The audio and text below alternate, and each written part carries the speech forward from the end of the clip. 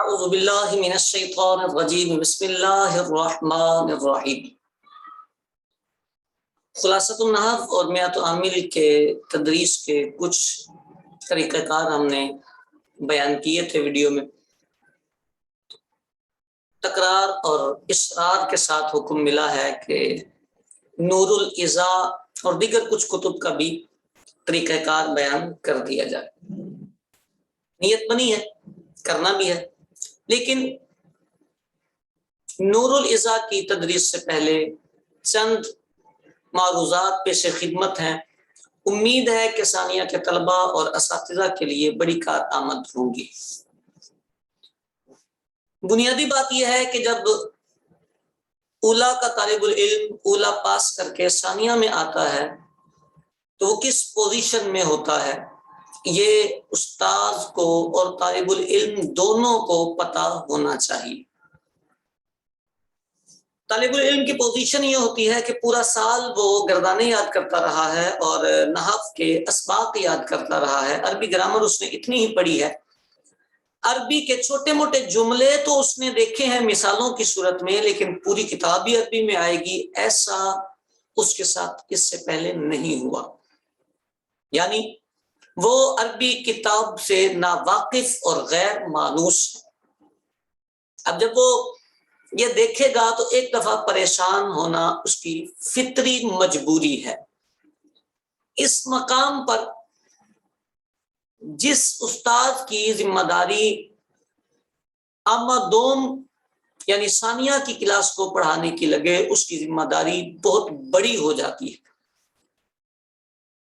ہم یہ کہا کرتے ہیں کہ ثالثہ رابعہ خامسہ سادسہ سابعہ دورے کو پڑھانا آسان ہے، اور سب سے جو محنت طلب کام ہے وہ ثانیہ کے طلبہ کا ہے۔ اولا کا بھی اتنا مشکل نہیں ہے، اولا بھی آسان ہے۔ ثانیہ کا جو درجہ ہوتا ہے اس درجے میں بنیاد رکھنی ہوتی ہے، اولا میں بنیاد نہیں ہوتی۔ اولا تو صرف تعارفات ہوتے ہیں، تعارف کروایا جاتا ہے درس نظامی کا کہ بھائی تم درس نظامی کرنے آئے ہو، اور بچے کو 1 سال لگتا ہے اپنے گھر والی پٹری چینج کر کے جامعہ اور مدرسے والی پٹری پر آتے ہوئے اور اسکول والا پیٹرن تبدیل کر کے درس نظامی والے پیٹرن کو پک کرتے ہوئے چھوٹی موٹی کتابیں، عبارتیں، نحو، صرف تھوڑی بہت وہ ہاؤ نو کر لیتا ہے، یاد کر لیتا ہے، یعنی 1 سال تو اسے سمجھنے میں لگتا ہے۔ اب وہ سمجھ کے آ چکا ہے آپ کے پاس کہ بھائی میں درس نظامی کرنے والا ہوں، اب وہ جب آپ کے پاس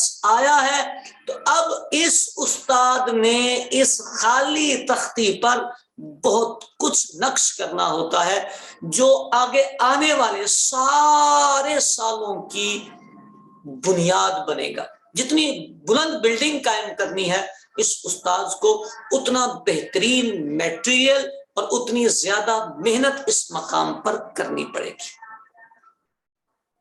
تو کیا کرنا پڑے گا؟ کرنا یہ پڑے گا کہ اس طالب العلم کو انگلی پکڑ کر آپ ان عربی عبارات سے مانوس کروائیں گے۔ بات سمجھ رہے ہیں؟ ان عربی عبارات سے مانوس کروائیں گے، اسے ڈر لگے گا، وہ بھاگے گا، آپ نے اسے پکڑ کے پھر قریب لانا ہے، اس کے ذہن میں یہ بات بٹھانی ہے کہ بیٹے میں تیرے ساتھ ہوں، تو چلنا شروع کر۔ وہ چلے گا، پھر تھوڑا سا بھاگے گا، اس کو پھر مشکل لگے گا، آپ نے تسہیل کرنی ہے، آسانی دینی، آپ نے حوصلہ دینا ہے، آپ نے اس کو چلانا ہے، مسکرانا ہے، غصہ نہیں کرنا، اس کی غلطیاں درست کروانی ہے، غلطیوں پر اس کی بے عزتی نہیں کرنی، اس کی غلطیوں کی تصحیح کروانی ہے، اس کی اولا کی تھیوری اور آج کے پریکٹیکل کی میچنگ آپ نے کروانی ہے، یعنی آپ نے یہ کروانا ہے۔ اگر آپ اس کو ڈانٹیں گے، جھاڑیں گے، اولا میں کیا کر کے آئے ہو، تمہیں گردانیں نہیں آتی ہیں، تمہارا صیغہ ہی سیدھا نہیں نکلتا، تو پھر وہ طالب العلم یا تو چھوڑ کے چلا جائے گا یا پڑھے گا، لیکن پھر آخر تک دورے تک اس کا ہر استاذ اس سے پریشان رہے گا، کیونکہ ثانیہ میں میرے پاس جب وہ آیا ہے تو میں نے اس کے ساتھ تعاون نہیں کیا۔ کرنا چاہیے، بنیادی باتیں یہ ذہن میں رکھنی چاہیے. طالب العلم کو بھی اس مقام پہ اس بات کا خیال رکھنا چاہیے. اسے پتا ہے کہ میرا کام ہی اب یہ ہے، تو اس کو بھی فرار نہیں ہونا چاہیے، ڈرنا نہیں چاہیے. جب وہ آ ہی گیا ہے ثانیہ میں، تو اب آپ قدم اٹھائیں. گریں گے نا تو آپ کا استاد آپ کے سامنے بیٹھا اٹھائے گا.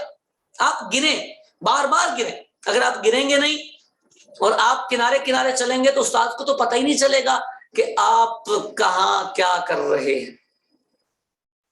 دونوں طرف کی غلطی کہاں ہو رہی ہوتی ہے. یہ طالب العلم ثانیہ میں آ کے سمجھتا ہے میں اردو والی کتابیں پڑھ لوں، مسئلہ یاد کر کے استاد سب کو سبق سنا دوں. یہ غلطی کرتا ہے. یہ اپنے آپ کو سہارا لے کے چلا لیتا ہے. استاد سمجھتا ہے کہ یہ چل گیا ہے اور وہ چل نہیں رہا ہوتا. جہاں یہ سہارا ختم ہوگا وہاں یہ اس کھڈے میں گرے گا کہ پھر استاد بھی نہیں اٹھا سکے گا. نہیں کرنا چاہیے. ثانیہ میں اردو والی نہیں پڑھنی چاہیے. ہم تو کہا کرتے ہیں یہ درس نظامی کے عنوان سے ممنوعات میں سے ہے کہ ثانیہ کا طالب العلم اردو کتابیں اٹھا. کیوں اٹھائے گا بھائی؟ نہیں آ رہا نا تو آیا کس لیے ہے؟ سیکھنے. ہمت کرو، بار بار کرو، 1000 بار کرو. 1000 میں نہیں آتا تو 1,00,000 بار کرو. فائنلی جب تک نہ آئے تب تک تمہیں کرنا پڑے گا، محنت کرنی پڑے گی. اگر آپ نہیں کریں گے تو ساری زندگی اس مصیبت سے جان ہی نہیں چھوٹے گی آپ کی. آپ کو آئے گا ہی نہیں. آنا ہے آپ نے کوشش کرنی ہے. 1 2 10 بار 20 بار 50 1000 جتنی دفعہ بھی آپ کو کرنی پڑے کوشش کرنی پڑے گی. آپ کے پاس مفر نہیں ہے، کوئی جائے فرار نہیں ہے. آپ کو بھاگنے کی اجازت نہیں دی جا سکتی. طالب العلم آگے بڑھے گا. عبارات نہیں آتی پھر بھی کر کے دکھائے گا، میں کرنا چاہتا ہوں. طالب العلم اپنی چاہت کا اظہار استاد کی بارگاہ میں کرے گا اور استاد اس کو پھر ہاتھ پکڑ کر چلائے گا.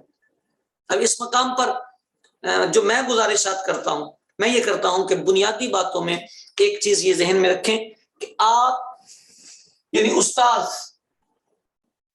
نمبر 1 اپنی عبارت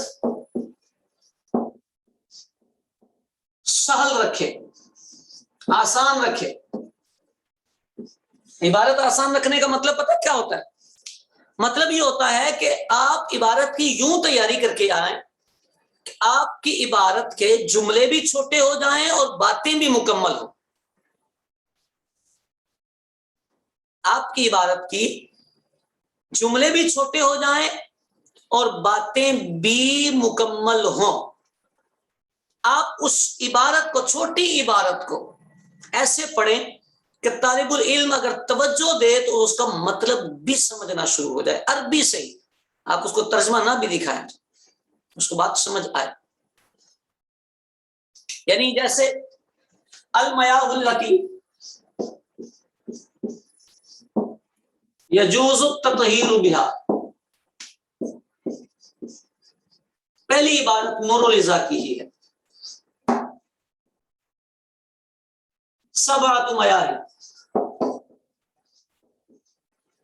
یہ عبارت ہے. اگر میں اس کو یوں لے کے چلوں، المیاہ التی یجوز التطہیر بها سبعۃ میاہ، پانی جن سے جائز ہے طہارت 7 پانی ہیں. دیکھیں جی کیا بنا ہے، پانی جن سے جائز ہے طہارت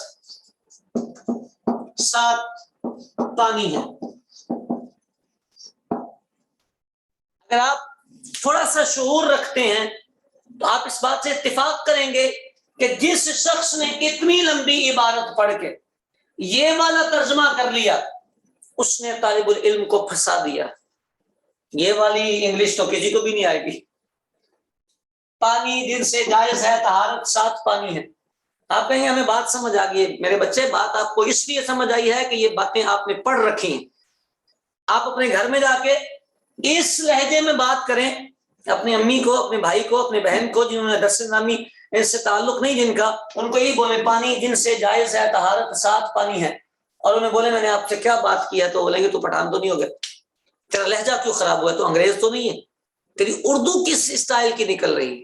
یہاں کرنا کیا تھا، عبارت سہل رکھنے کا مطلب ہوتا ہے کہ طالب العلم کو جوڑ کر دکھائیں.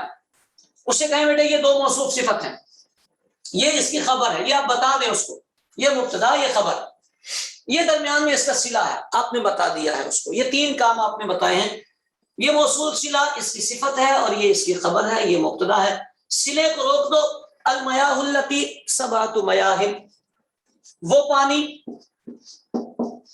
7 ہیں، وہ التی کا ترجمہ ہے پانی، موصوف صفت والا وہ پانی 7 ہیں جن سے طہارت جائز ہے۔ اسے سمجھائیں اس مقام پر، عبارت کی تفسیر یہی ہوتی ہے کہ میں نے وہ پانی بولا ہے تو یہ موصوف صفت ہے، صلے کا ترجمہ میں نے درمیان سے چھوڑا ہے، اس مبتدا اور خبر کا ترجمہ کیا ہے، پہلے مبتدا کا پھر خبر کا آخر میں ہے، وہ پانی 7 ہیں، یہ درمیان میں صلہ تھا جن سے طہارت جائز ہے۔ گھر پہ جا کے بھی آپ کسی کو یہ جملہ پڑھ کے سنائیں اردو میں تو وہ بولے گا ہاں بات ٹھیک کر رہے ہو، وہ پانی 7 ہیں جن سے طہارت جائز ہے۔ سمجھ آ رہی بات؟ عبارت کی تفصیل میں کیا ہوا ہے، طالب العلم کا مبتدا خبر کلیئر ہوا ہے، طالب العلم کا موصوف صفت کلیئر ہوا ہے، صلے کا الگ ترجمہ کرنے میں طالب العلم کا یہ جملہ کلیئر ہوا۔ ہر عبارت میں ابتداءً آپ کو یہ کام کرنا پڑتا ہے، آپ کو بتانا پڑتا ہے یہ موصوف ہے، یہ صفت ہے، یہ مضاف ہے، یہ مضاف الیہ ہے۔ اب بار بار بولتے ہیں، آپ بولتے ہیں، آپ کے طلبہ سنتے ہیں، ان کی زبان پر وہ جاری ہوگا، چند صفحات کے بعد آپ اپنا رویہ تھوڑا سا تبدیل کریں، پہلے آپ ہی سارا بتاتے تھے، اب آپ سوال کرنے کی عادت ڈالیں، لیکن سارا نہیں، 50% آپ بتائیں، 50% پوچھیں، پوچھنے کے بعد نہ آئے تو پھر بتائیں، پھر تھوڑا سا آگے چلیں، پھر آپ اس کو اور کم کر دیں ریشو کو، 25% بتائیں، 75% سنیں۔ میرے کریم نے چاہا کچھ ہی عرصے میں آپ کے طلبہ اپنی گرفت پر آ جائیں گے۔ یہی جیسے عبارت میں کرنا ہوتا ہے، یہی صیغوں میں بھی کرنا ہوتا ہے۔ آپ اپنے صیغوں میں بھی اس بات کا خیال کریں، آپ صیغے کا تلفظ کریں، آپ کا تلفظ اتنا کلیئر ہو کہ طالب العلم باب تک پہنچے، ابتداء نہیں پہنچے گا، ابتداء آپ کو محنت کرنی پڑے گی۔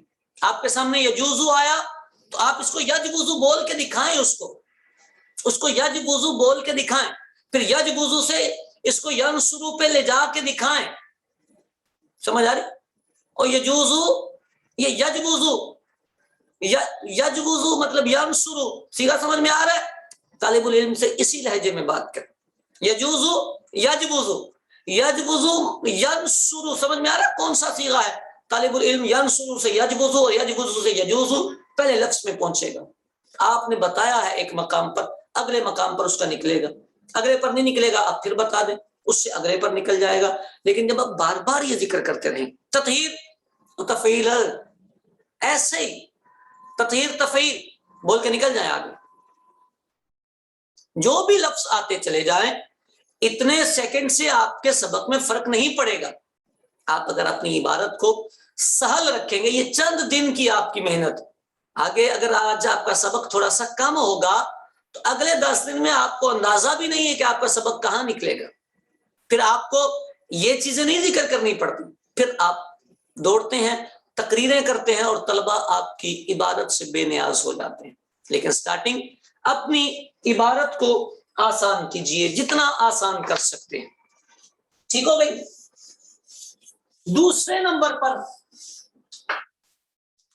استاد اپنے مرکبات کے تراجم کا ایک پیٹرن رکھے،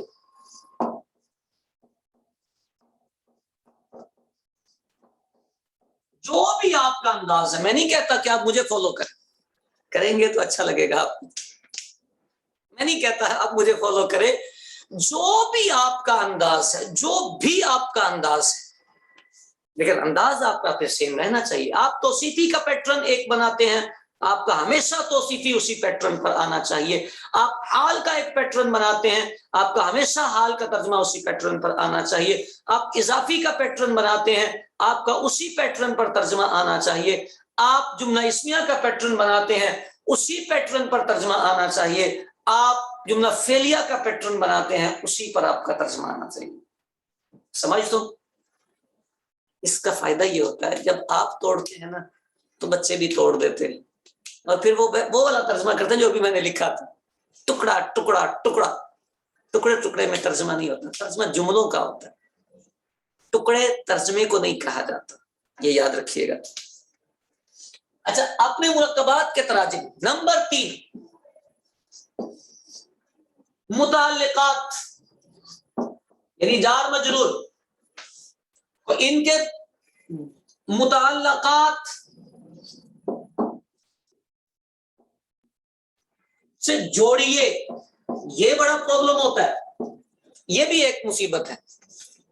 جار مجرور کہاں سیٹ ہوگا، کہاں بیٹھے گا، اندازہ نہیں ہوتا۔ اندازہ کیا نہیں ہوتا؟ ترجمہ ہی اس پیٹرن پر کرتے ہیں کہ سمجھ نہیں آتی کون کیا کر رہا ہے، کس نے کیا کیا ہے۔ یعنی اب دیکھیں نا، رأیت ناصرا فی المسجد، میں نے مدد کرنے والے کو، میں نے سجدہ کرنے والے کو، میں نے دیکھا سجدہ کرنے والے کو مسجد میں، میں نے دیکھا سجدہ کرنے والے کو مسجد میں ہے۔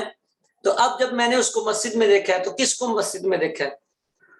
آپ نے کوئی کلیئر نہیں کر سکے۔ آپ یہ کہنا چاہ رہے ہیں کہ میں نے مسجد میں دیکھا ہے، یا یہ کہنا چاہ رہے ہیں کہ مسجد میں سجدہ کرنے والا تھا؟ آپ نے کلیئر نہیں کیا کیونکہ آپ نے ٹکڑا کیا ہے۔ اگر آپ نے یہ کہنا تھا کہ میں نے مسجد میں دیکھا ہے، پھر آپ کو کہنا چاہیے تھا میں نے سجدہ کرنے والے کو مسجد میں دیکھا، مسجد میں دیکھا، یہ جوڑنا تھا آپ کو میں کو دیکھا کے ساتھ۔ اور اگر آپ یہ کہنا چاہتے ہیں کہ میں نے مسجد میں سجدہ کرنے والے کو دیکھا ہے، یعنی آپ نے مسجد میں دیکھا نہیں ہے، وہ بندہ مسجد میں سجدہ کر رہا تھا، تو پھر اس میں کو سجدہ کرنے والے کے ساتھ جوڑنا تھا۔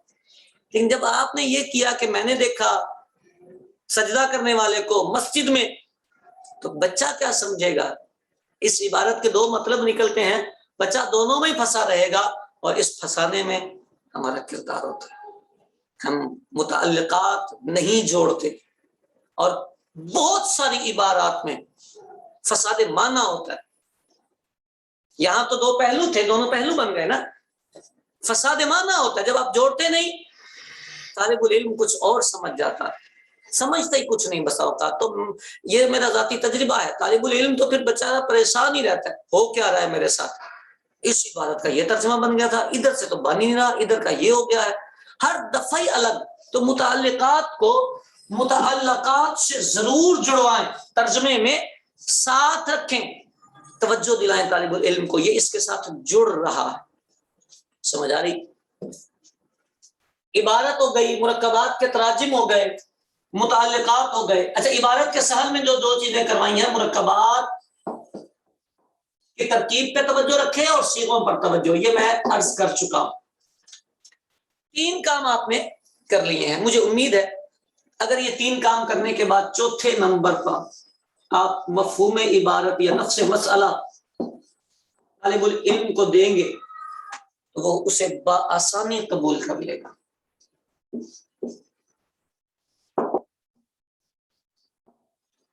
وہ اسے بآسانی قبول کر لے گا۔ کلپ تھوڑا سا لمبا ہو گیا ہے، 4 باتیں میں نے گوش گزار کر دی ہیں۔ 5ویں بات، طالب العلم کو ذوق مطالعہ دیں، اس کے ہاتھ میں عربی کتابیں دے دیں اور اپنے سبق سے متعلقہ کتابیں دیں۔